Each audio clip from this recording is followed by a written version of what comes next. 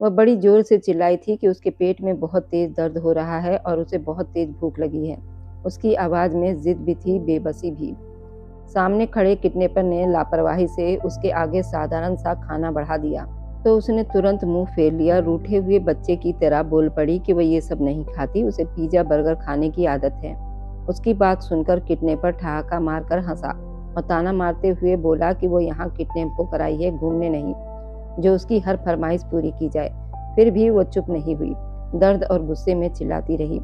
तभी वहां खड़े सार्थक की नजर उस पर पड़ी। उसका मासूम सा चेहरा, दर्द से भरी आंखें और कांपती आवाज देखकर उसका दिल जैसे पिघल गया। अगले ही पल तारा फूट फूट कर रोने लगी। उसके आंसू देखकर सार्थक घबरा गया और पास आकर नरमी से पूछा, क्या हुआ? क्या बर्गर के लिए रो रही हो? तारा ने सिर हिलाते हुए भर्राई आवाज में कहा, नहीं, उसके पेट में बहुत तेज दर्द हो रहा है, शायद पीरियड आने वाले हैं। ये सुनते ही नीरज ने आंखें घुमाई और हंसते हुए सार्थक से बोला कि तुझे इन सब का बड़ा पता है। लेकिन सार्थक का ध्यान अब किसी मजाक में नहीं था। उसकी आंखों में सिर्फ तारा की तकलीफ थी। उसने सख्त लहजे में कहा, वह जो भी मांग रही है सब लेकर आओ। ये सुनकर नीरज और अभय दोनों एक दूसरे का मुंह देखने लगे। उन्हें लग रहा था कि सार्थक उसकी सेवा ऐसे कर रहा है जैसे वो उसकी पत्नी हो।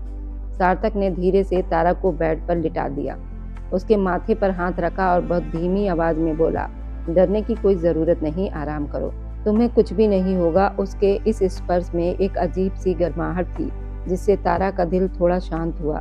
तभी पीछे से किसी ने हंसते हुए कहा, एक काम और कर ले, सुहाग रात भी अभी मना ले। उसकी हर बात मान रहा है जैसे अपनी ही बीवी हो।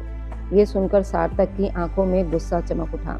तभी सवाल उठा कि वही लड़की है ना जिसे वे लोग लेकर आए हैं, कहीं फिर से ये कोई गड़बड़ तो नहीं कर दी। नीरज ने भावुक होकर उसके कंधे पर हाथ रखा और कहा कि बस उन पर भरोसा रखे, उन्होंने पहले कभी गड़बड़ नहीं की तो अब क्यों करेंगे। जवाब में सार्थक ने आंखें छोटी करके उसे घूरा और कटाक्ष करते हुए बोला, बस वह एक काम बता दे जो उन्होंने ठीक किया हो। ये कहकर वह गुस्से में हंसता हुआ एक तरफ हो गया। कमरे का माहौल भारी हो गया। तभी सुरेश, जो काफी देर से चुपचाप सामने बैठा तारा के खूबसूरत लेकिन थके हुए चेहरे को देख रहा था, तंग आकर बोल पड़ा, ये अभी तक होश में क्यों नहीं आ रही? उसे तो लगता है कि उसे बेहोश करने के लिए कोई बहुत सख्त केमिकल का इस्तेमाल किया गया है। कोने में बैठे रामनाथ भी बिना सोचे समझे हामी भर दी। सार्थक बस उन दोनों को गुस्से से घूरता रहा। उसे मन ही मन में लग रहा था कि इन लोगों से बेहतर तो वो किसी और प्रोफेशनल आदमी को पैसे देकर ये काम करवा लेता। कम से कम मामला खराब होने की टेंशन तो नहीं रहती। सब लोग आपस में बातों में उलझे ही थे कि अचानक एक मासूम मीठी सी आवाज पूरे कमरे में गूंज गई। क्या वे लोग चुपचाप नहीं बैठ सकते? उसकी नींद खराब हो रही है। वह कल भी पूरी रात ठीक से सो नहीं पाई थी और अब वे लोग ड्रामा किए जा रहे हैं। वह इस तरह बोल रही थी जैसे सामने बैठे लोग उसके दुश्मन नहीं बल्कि अपने ही लोग हों। उसकी बातें सुनकर सुरेश ने हैरानी से रामनाथ की तरफ देखा और धीमे से बोला, कहीं इसे नशा वसा तो नहीं दे दिया? तभी तारा ने आंखें खोलकर सबको घूरते हुए कहा कि चुप कर जाओ प्लीज, उसके सिर में बहुत दर्द हो रहा है, इतना बोलते हो कि लड़कियों को भी पीछे छोड़ दिया है तुम लोगों ने। उसकी ये बेबाकी सुरेश को बुरी लगी। उसने खूंखार आवाज में धमकी दी, जुबान संभाल कर बात कर, वरना ऐसी जगह पहुंचा दूंगा जहां से उसकी वापसी नामुमकिन हो जाएगी। तारा ने दर्द के बीच में हिम्मत दिखाते हुए तंज कसा कि पहले खुद तो गंदी जगह से उठ जाए। उसकी बात सुनकर सुरेश ने अनजाने में अपनी साइड में देखा। वहां एक बिल्ली सूसू कर रही थी। वह घबराकर एकदम खड़ा हो गया। उसकी हालत देखकर तारा के होठों पर हल्की सी मुस्कान आ गई। उसने धीमी लेकिन चुभती हुई आवाज में कहा कि बड़ा आया किसी को गायब करने वाला, खुद के कपड़े तो संभाल ले। कमरे में कुछ पल के लिए सन्नाटा सा छा गया। सार्थक बस तारा को देखता ही रह गया। उसके दिल में उसके लिए एक अजीब सा अपनापन, दर्द और खिंचाव एक साथ उमड़ रहा था। उसे खुद भी समझ नहीं आ रहा था कि एक किडनैप की गई लड़की के लिए उसके दिल में इतनी बेचैनी चाहत क्यों जन्म ले रही है। लेकिन इतना तय था कि अब वह उसे यूं टूटते हुए नहीं देख सकता था। सार्थक उस वक्त बिल्कुल चुप था और सामने बैठी उस लड़की की एक एक हरकत को बड़े ध्यान से नोट कर रहा था। उसके चेहरे पर हद से ज्यादा मासूमियत थी, लेकिन उसकी जुबान कैंची से भी तेज चल रही थी। जैसे ही उसे अपनी तरफ उठी सार्थक की नजरों का एहसास हुआ, वह तीखे शब्द में बोल पड़ी, हेलो मिस्टर हीरो, गुंडे की शक्ल वाले आदमी, आंखें नीचे करो वरना उंगली डालकर फोड़ दूंगी। फिर उसने अपने बंधे हुए हाथों की तरफ देखते हुए गुस्से में कहा, ये क्या हरकत है? क्या तुम्हें अंदाजा भी है कि मैंने अपने मैनीक्योर और पेडिक्योर पर कितना पैसा खर्च करती हूँ? जल्दी से ये रस्सियाँ खोलो। अगर मेरे हाथों पर जरा सा भी निशान पड़ा तो इस दुनिया में तुम्हें ऐसा मिटाऊंगी कि तुम्हारा नाम लेने वाला भी नहीं मिलेगा। उसकी बेबाकी सुनकर सार्थक ने सख्त आवाज में कहा, बहुत हो गया, अपनी जुबान बंद करो वरना काट कर कुत्तों को भी खिला दूंगा। पहले खाने के पैसे नहीं, ऊपर से धमकियां दे रहे हो। ये धमकी उसके डराने के लिए थी, लेकिन तारा कहाँ डरने वाली थी। उसने हमेशा की तरह इस बार भी उसकी बात को हवा में उड़ा दिया, उल्टा आंखें दिखाते हुए बैठी रही। उसी वक्त सार्थक के मोबाइल की घंटी बजी और वे कॉल सुनने के लिए कमरे से बाहर चला गया। अब तारा तीनों के सामने बैठी उन्हें ऐसे घूर रही थी जैसे वे तीनों उसके सामने कुछ भी ना हो। उसने ठंडे लहजे में कहा कि आंखें नीचे करने की आदत मेरी नहीं है, जो करना है कर लो, मैं किसी के बाप से नहीं डरती। सुरेश ने झल्लाकर अपने कानों को हाथ लगाया और बोला कि हे भगवान, ऐसी बदतमीज औरत उसने आज तक नहीं देखी। हमारे घर की औरतें ऊंची आवाज में बात तक नहीं करती। इस पर तारा ने दांत भींचते हुए उसे ऐसी नजरों से देखा था कि वह सहम सा गया और बोली कि इसलिए तो आज तुम जैसे लोग मर्द बने घूम रहे हो। अगर मैं तुम्हारी पत्नी होती तो आज पता चलता कि तुम्हारी जुबान कैसे चलती है। उसके शब्दों में ऐसा जहर और आत्मविश्वास था कि तीनों एक पल को चुप हो गए। फिर तारा ने गुस्से में कहा, अभी इसी वक्त मेरी रस्सियां खोलो। और ये कहते हुए वह ऊंची आवाज में चिल्लाने लगी। तीनों ने शोर से डरकर अपने कानों में उंगलियां डाल ली। तभी शोर सुनकर सार्थक वापस कमरे में आ गया। झुंझलाकर बोला, पागल तो नहीं हो गई हो? ये क्या कर रही हो? तारा ने बिना डरे कहा, मेरे रस्सियों को खोलो। फिर से चिल्लाने लगी। आखिरकार सार्थक ने आगे बढ़कर उसकी रस्सियां थोड़ी ढीली कर दी। अब उसके हाथ पांव हिलने लगे थे, लेकिन जैसे ही उसकी नजर अपनी कलाई पर पड़े, हल्के से निशान पर गई, उसने जोरदार चीख मारी। उसकी चीख सुनकर सार्थक भी चौंक कर 2 कदम पीछे हट गया और गुस्से में बोला, आखिर तुम चीज क्या हो? इस पर तारा ने बड़ी अदा से अपने बालों को झटकते हुए कहा, वही जो तुम्हारी औकात से बाहर है। हालांकि उसके हाथ भी पूरी तरह आजाद नहीं हुए थे। सुरेश उसकी बेबसी पर दांत पीस रहा था और तारा उसे देखकर और ज्यादा गुस्सा कर रही थी। उसने मन ही मन तय कर लिया था, मौका मिला तो सबसे पहले इसी से हिसाब चुकाएगी। फिर उसने खुद को संभालते हुए कहा, अभी मुझे ये बताओ कि तुम लोग मुझे यहाँ किस लिए लाए हो? अगर तुम्हें लगता है कि मेरे पिता को कॉल करके पैसे मांगोगे और वो डर के मारे तुम्हें मांगी गई रकम दे देंगे तो ये तुम्हारी सबसे बड़ी गलतफहमी होगी, क्योंकि ये ड्रामा मैं पहले भी कर चुकी हूँ। फर्क बस इतना है कि तब किस्मत खराब थी और पकड़ी गई थी। ये कहते हुए उसके चेहरे पर हल्की सी मासूम मुस्कान आ गई। उसने बताया कि 1 साल पहले उसे पैसों की सख्त जरूरत थी। तब उसने दोस्तों के साथ मिलकर अपने ही किडनैपिंग का नाटक रचा था। पिता को फोन कर पैसे मांगे थे, लेकिन उसके पिता भीम सिंह कोई मामूली इंसान नहीं थे। उन्होंने तुरंत सच्चाई पकड़ ली। उस जगह पहुंच गए जहां उनकी बेटी आराम से खाना खाते हुए गाने सुन रही थी। उसके दोस्त डीजे बजाकर नाच रहे थे। उस दिन भीमसेन का गुस्सा ऐसा टूटा कि तारा को 1 महीने तक घर में कैद करना पड़ा। तब उसने अपने कानों को हाथ लगाकर कसम खाई थी दोबारा ऐसी हरकत नहीं करेगी, अपने पिता को धोखा नहीं देगी। लेकिन आज हालात बिल्कुल अलग थे। आज वह सच में किडनैप हो चुकी थी। ये सोचते ही उसके दिल में पहली बार डर ने दस्तक दी। उसकी आंखों में पल भर को नमी आई, जिसे वह जल्दी ही छुपा गई। मगर सार्थक, जो अब दरवाजे के पास खड़ा उसे देख रहा था, उसकी पल भर की टूटन को साफ देख चुका था और ना चाहते हुए भी उसके दिल में उस तेज जुबान वाली मासूम लड़की के लिए एक अजीब सा खिंचाव और बेचैनी पैदा होने लगी। सार्थक ने उसे बेहद गंदे सख्त तरीके से घूरा तो तारा बिना कुछ कहे फिर से नीचे बैठ गई। उसके तेवर देखकर उसे भी समझ आ गया था कि इस वक्त मजाक की कोई गुंजाइश नहीं है। सार्थक ने ठंडी लेकिन चेतावनी भरी आवाज में कहा, किसी भी तरह की चालाकी करने की कोशिश मत करना। और ये कहते हुए वह उसकी रस्सियां खोलने लगा। उसी पल उसके मोबाइल की स्क्रीन जगमगाई। जैसे ही उसने मैसेज पढ़ा, उसकी आंखों में खून उतर आया। उसके भीतर गुस्से की एक तेज लहर उठी। उसका बस चलता तो वह अपने दोस्तों को जिंदा जमीन में गाड़ देता।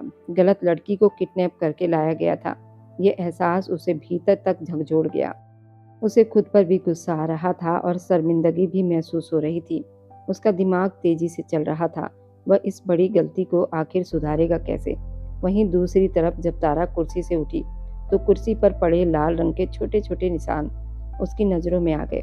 उन्हें देखते ही वो बुरी तरह शर्मा गई और बिना कुछ बोले ही वहीं खड़ी रह गई। तभी सार्थक ने उसे दोबारा पकड़कर कुर्सी पर बैठा दिया। तारा हैरानी से उसकी शक्ल देखने लगी। इस बार उसने बहुत धीमी और शर्म से भरी आवाज में कहा कि उसे बहुत अर्जेंट है। सार्थक थोड़ा सा झुककर उसके कान के पास गंभीर शब्दों में बोल गया, क्या तुम्हारे पास इसका बंदोबस्त नहीं था? ये सुनते ही तारा की आंखें हैरानी से फैल गई और अगले ही पल उसका पूरा चेहरा लाल पड़ गया।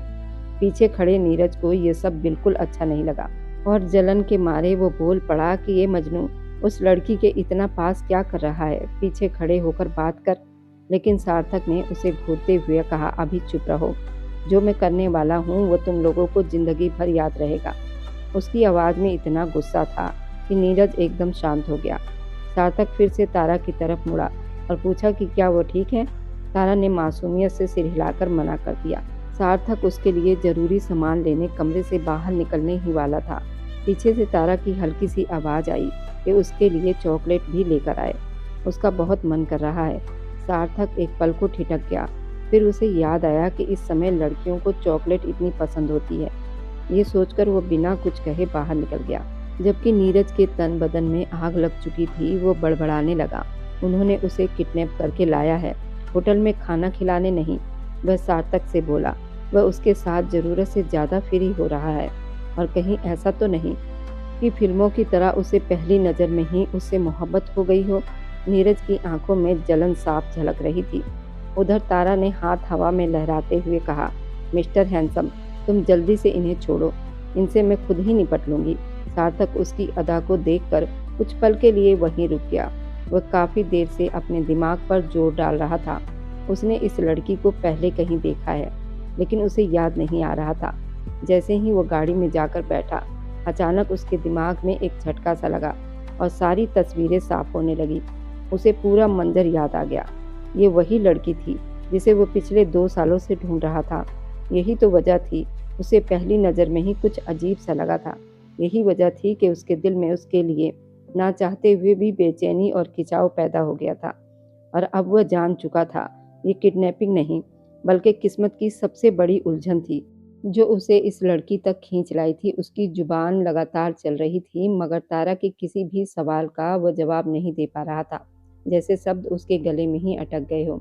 अभी अभी जब वो उसके बेहद करीब आया था तो उसे वही जानी पहचानी खुशबू महसूस हुई, वही खुशबू जो उसके दिल के किसी कोने में बीते 5 सालों में कैद थी। तारा पिछले 5 सालों से एक ही परफ्यूम इस्तेमाल करती आ रही थी और वह उसी खुशबू से बुरी तरह जुड़ चुका था। इतना कि कई रातें उसने उसी याद में जागते हुए बिता दी थी। उसे कभी अंदाजा नहीं हुआ था एक खुशबू उसकी पूरी जिंदगी की दिशा बदल देगी। सार्थक के बाहर जाते ही कमरे का माहौल अचानक भारी हो गया। नीरज और उसके दोस्त फिर से तारा के सामने कुर्सी खींचकर बैठ गए। उनके चेहरे पर नकली सख्ती और आंखों में लालच साफ झलक रहा था। दीदी, तुम हमें एक बात तो बता दो। सुरेश के मुंह से जैसे ही दीदी शब्द निकला, तारा तड़प उठी और उसने तीखी नजरों से उसकी तरफ देखा। मैं तुमसे पूरे 5 साल छोटी होंगी, खबरदार जो मुझे खुद से बड़ा बनाया। उसकी आवाज में गुस्सा भी था और बेबसी भी। अरे दीदी, ये सब छोड़ो, हम तो तुम्हारी इज्जत करते हैं, तभी तो दीदी कह रहे हैं। अब ये बताओ, तुम्हारे पिता कितने अमीर हैं? अगर हम उनसे 1 करोड़ मांगे तो क्या वो हमारी झोली में डाल देंगे? सुरेश की बात सुनकर तारा ने उसे ऐसी नजर से घूरा, वह नजरें चुराने पर मजबूर हो गया। मैंने पहले ही कह दिया था कि मेरे पिता मेरी वजह से तुम लोगों को एक फूटी कौड़ी भी नहीं देंगे। लेकिन हाँ, अगर मैंने उन्हें फोन किया तो अगले 1 घंटे में यहाँ होंगे और तुम सबको सलाखों के पीछे पहुँचा देंगे, क्योंकि मैं इस शहर के डीएसपी की बेटी हूँ। उसकी बात सुनते ही सूरज और सुरेश ठहाका लगाकर हंस पड़े। अरे बस बस, ये कहानियाँ किसी और के सामने जाकर सुनाना। हमें पता है तुम्हारे पिता कोई छोटा मोटा बिजनेस करते होंगे, इसका मतलब ये नहीं कि तुम उन्हें डीएसपी बना दो। इस बार तारा के होठों पर हल्की सी मुस्कान आई, मगर पेट में उठते हुए दर्द की वजह से वो मुस्कान भी गायब हो गई। वह समझ चुकी थी कि इन्होंने सच में गलत लड़की को किडनैप कर लिया है। उसी वक्त सार्थक सामान लेकर वापस आया, लेकिन सूरज ने बिना कुछ सोचे उसके हाथ से थैला झपट लिया और जैसे ही उसने उसे खोला, उसके मुंह से चीख निकल पड़ी। सामान हाथ से छूटकर नीचे फैल गया। तारा ने शर्म और दर्द से गर्दन घुमा ली। अरे भाई, ये तो गजब हो गया। ये कब हुआ, कैसे हुआ? हमें तो बताओ, हम पूरी मदद करेंगे, जरूरत पड़ी तो इलाज के लिए अपना गुर्दा भी बेच देंगे। सूरज की बकवास पर सार्थक भड़क उठा। फालतू बातें मत करो और ये सब मुझे दो। बेवकूफ इंसान, ये मेरे लिए नहीं, ये इसके लिए है। कहते हुए उसने तारा की तरफ देखा। उसकी आंखों में दर्द साफ दिखाई दे रहा था। नीरज तिलमिला उठा था। हमारे लिए तो कभी 2 रुपए की टॉफी भी नहीं लाए, और इस लड़की के लिए चॉकलेट और ये सब। मुझे तो लग रहा है इस रफ्तार से तो अगले घंटे तुम इसके साथ सुहागरात भी मना लोगे। अपनी जुबान संभाल कर रखो, वरना यहीं बाहर घसीट दूंगा। सार्थक की आवाज में गुस्सा और पछतावा दोनों थे। ये सब तुम लोगों की वजह से हुआ है। हमने गलत लड़की को किडनैप कर लिया है। ये सुनते ही सूरज और नीरज के चेहरे सफेद पड़ गए। दोनों ने एक साथ तारा की तरफ देखा। उसकी मासूम आंखें दर्द डर से टिमटिमा उठी। क्या मैं अपने डीएसपी पिता को फोन करूं? उसके होंठ कांप रहे थे। दोनों ने बेकाबू होकर हाथ जोड़ दिए। सार्थक ने बिना कुछ कहे सामान तारा के हाथ में दिया और दोस्तों को बाहर निकलने का इशारा किया। फिर खुद भी कमरे से बाहर चला गया। बाहर जाते हुए वह हल्का सा मुस्कुराया। हीरो, कहीं तुम लोगों ने कमरे में कैमरे तो नहीं लगा रखे? फिक्र मत करो, हम इतने घटिया भी नहीं हैं। उसकी मुस्कान अनचाही गहरी हो गई थी, क्योंकि अब वो समझ चुका था ये सिर्फ एक किडनैपिंग नहीं था। ये उसकी जिंदगी से दोबारा टकराने वाली वही लड़की थी जिसे वो 5 सालों से हर भीड़ में ढूंढता रहा।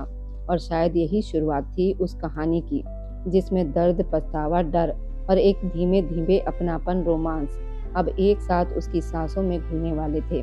कि ये वही लड़की थी जिसकी तलाश में वो मारा मारा फिर रहा था। इस सच्चाई के एहसास के बाद से ही उसकी मुस्कुराहट उसके होठों से अलग नहीं हो रही थी, जैसे किसी ने उसके दिल से बरसों पुराना बोझ उतार दिया हो। सूरज और नीरज जब लगातार उसे यूं ही बेवजह मुस्कुराते हुए देखते रहे तो हैरानी में एक दूसरे को घूरने लगे।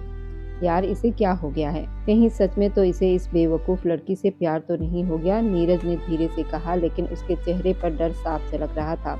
मुझे तो बस यही टेंशन है, अगर इसने हमारे खिलाफ थाने में रिपोर्ट कर दी या फिर इसका डीएसपी बाप यहाँ आ गया तो हमारी तो वाट लग जाएगी। किसी को मुंह दिखाने लायक भी नहीं बचेंगे। दरअसल उनका एक दोस्त चंद्रपाल शहर गया हुआ था, जिसके खिलाफ उसकी क्लास फेलो ने रिपोर्ट दर्ज करवा दी थी और वह उसी वक्त जेल में बंद था।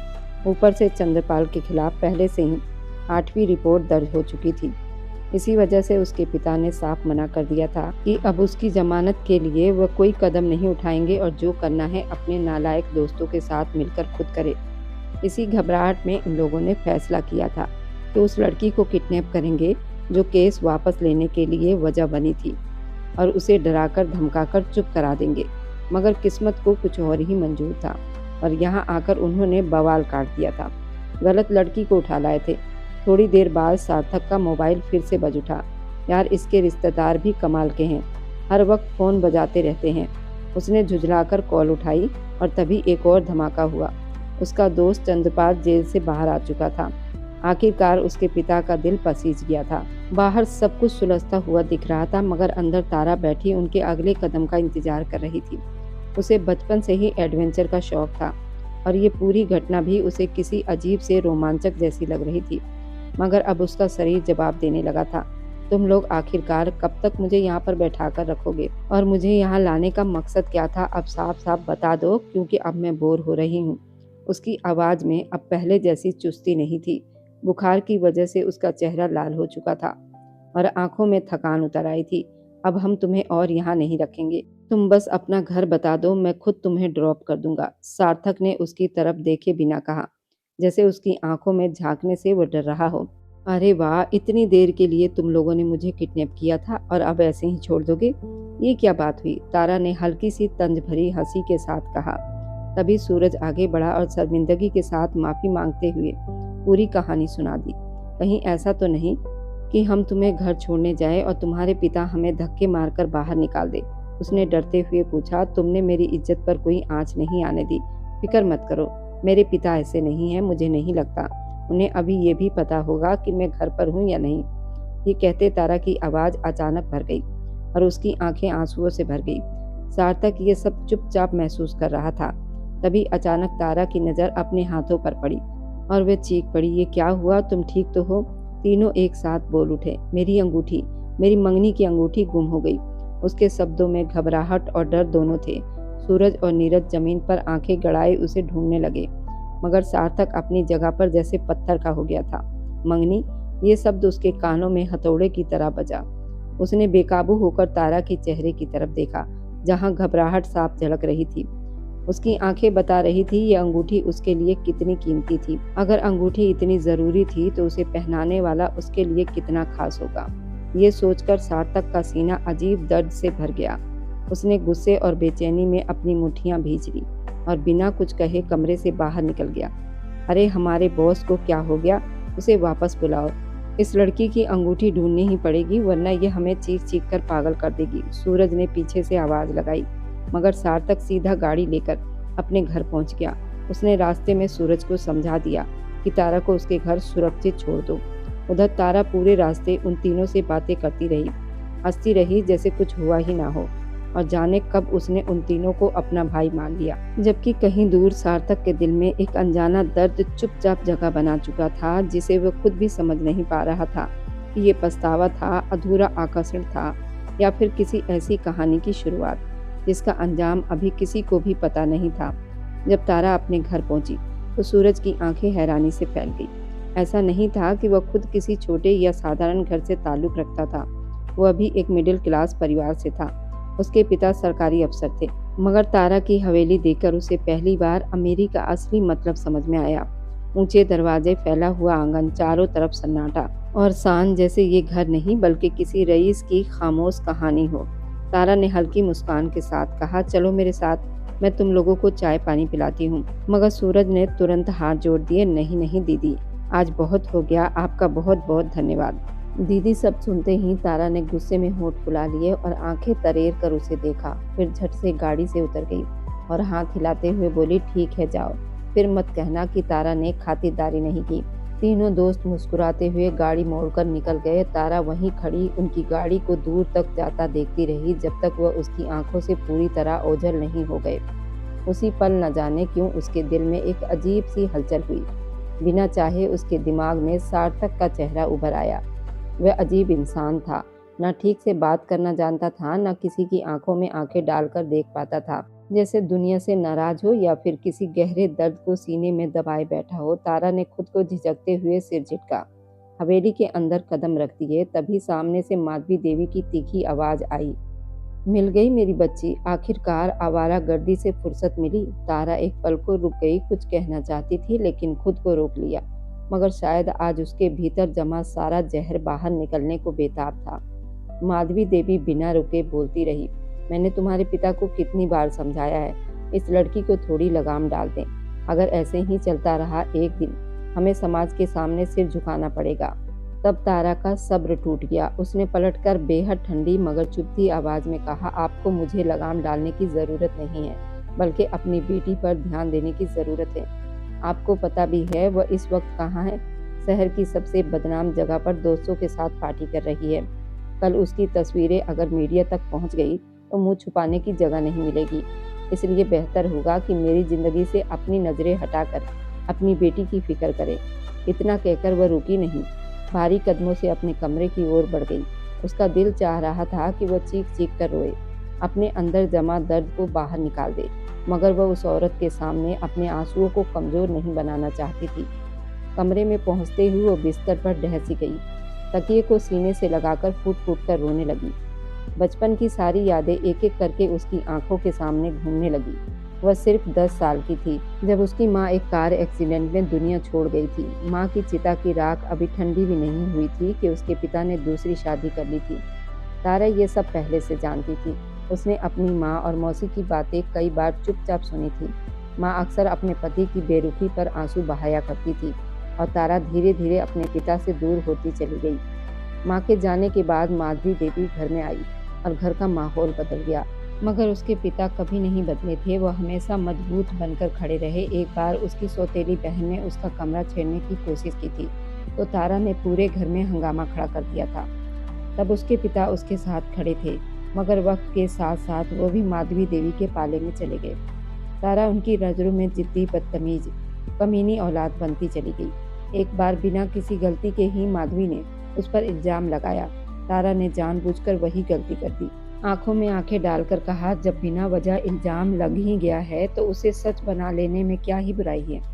माधवी बस उसे देखती रह गई, क्योंकि वह जानती थी इस लड़की को काबू करना आसान नहीं। भीम सिंह अपने बिजनेस और नौकरी में इतने उलझे रहते थे, बेटी के लिए उनके पास वक्त ही नहीं था, और जब कभी फुर्सत मिलती तो वह अपने सौतेले बच्चे के साथ वक्त बिताते। कुछ महीने पहले ही उन्होंने तारा की मंगनी अपने दोस्त के बेटे निशांत से तय कर दी थी। निशांत गंभीर मिजाज का था, उसे चुलबुली लड़कियां पसंद नहीं थी और तारा को उसमें जरा भी दिलचस्पी नहीं थी। उसे लगता था निशांत एक ऐसी पत्नी चाहता है जो पूरी जिंदगी उसकी गुलाम बनकर रहे, और तारा ये कभी नहीं कर सकती थी। मगर पिता की इज्जत, घर की रस्मों के आगे उसने हामी भर दी थी, क्योंकि उनके परिवार में जुबान देकर की गई मंगनियां कभी भी नहीं टूटती थी। अगले दिन उसे निशांत के साथ लंच पर जाना था और शादी की बातें करनी थी। सोच सोचकर उसका दिल बैठा जा रहा था। रात भर उसे नींद नहीं आई। वह यूं ही मोबाइल स्क्रॉल करती रही, तस्वीरें देखती रही। तभी मनाली की एक तस्वीर पर उसकी नज़र ठहर गई। उसके दिमाग में जैसे बिजली कड़क गई। उसका जिस्म झटके से कांप उठा और वह उठकर बैठ गई। अरे, ये तो वही है, वही लड़का जिसकी जान उसने सालों पहले बचाई थी। सार्थक का ख्याल आते ही उसके होठ अनजाने में मुस्कुरा उठे। उस दिन उसका चेहरा जख्मों से भरा हुआ था, पहचानना मुश्किल था, और वह आज बिल्कुल बदल चुका था। उसका दिल जोर जोर से धड़कने लगा। क्या ये सिर्फ एक इत्तेफाक था या फिर किस्मत का कोई अधूरा खेल? क्या उसे सच में सार्थक से मोहब्बत होने लगी थी? क्या वह अपनी तयशुदा मंगनी तोड़ने के बारे में सोच रही थी, या फिर ये बस एक बीती हुई याद थी जो आज फिर उसकी जिंदगी में हलचल मचा रही थी? सवाल बहुत थे, जवाब कोई नहीं था, और तारा पहली बार अपने ही दिल से डर रही थी। और अब जाते जाते दिल से बस इतनी सी गुजारिश है, आप जहां से भी ये वीडियो देख रहे हो, कमेंट में अपने शहर और राज्य का नाम जरूर लिखिए। आपके लिखे हर नाम मुझे अपना सा महसूस होता है, जैसे कोई अनकहा रिश्ता और गहरा हो गया हो। मेरी कहानियों को समय देने, लाइक करने और आगे बढ़ाने वाले आप सभी का दिल से धन्यवाद करती हूँ। अगर आज की कहानी ने आपके दिल को छू लिया हो या मन में हल्की सी नमी और सुकून भर दिया हो, तो बस इसे लाइक कर दीजिए और उन दोस्तों तक पहुंचा दीजिए जिन्हें एहसासों की इस तरह की कहानी पसंद है। और अगर अभी तक आपने इस छोटे से परिवार का हिस्सा नहीं बने हैं तो चैनल को सब्सक्राइब कीजिए, क्योंकि हर सब्सक्राइब मेरे लिए एक भरोसा, एक मुस्कान, थोड़ा सा प्यार होता है। हम फिर मिलेंगे कल एक और कहानी के साथ। तब तक अपना स्नेह बनाए रखें। आप सभी को मेरा प्यार भरा नमस्कार। खुश रहिए, स्वस्थ रहिए, मस्त रहिए।